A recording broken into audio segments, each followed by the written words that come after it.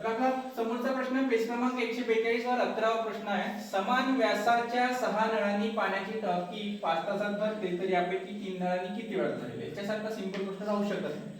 पण हा प्रश्न जर पेपर मध्ये आला तर आपल्याला प्रॉब्लेम का बरं होतो? हा व्यास नावाचा शब्द दिसतो. समजलं का? व्यास म्हणजे काय? तो जॉमेट्री मधली गोष्ट आहे, बरोबर? एकापासून दुसऱ्यापर्यंत सेंटर मधून जातो वर्तुळ, आता त्याला व्यास म्हणतात. आता त्याचा उपयोग इकडे कोणता आहे? काही उपयोग नाही. ठीक आहे.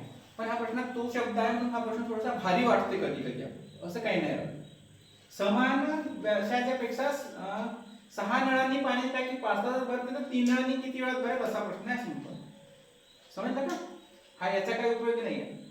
6 नळांनी पाणी टाकी 5 तासात भरते तर 3 नळांनी किती वेळात भरेल? ठीक आहे. आता पहा 6 नळांनी 5 तासात भरते म्हणजे एकूण किती तास काम झाला? 30.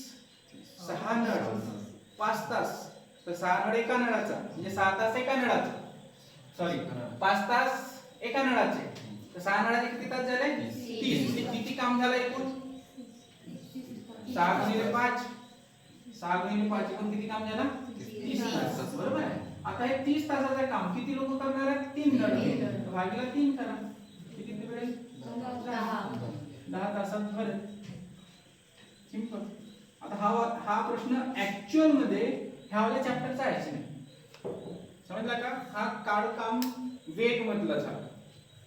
हा नळ आणि टाकी मधला नाही झाला. पण इथं नळ आणि टाकी या शब्द प्रयोग आलाय म्हणून हा प्रश्न इथं टाकण्यात आला. समजलं? क्लिअर झाला काय बोलतोय?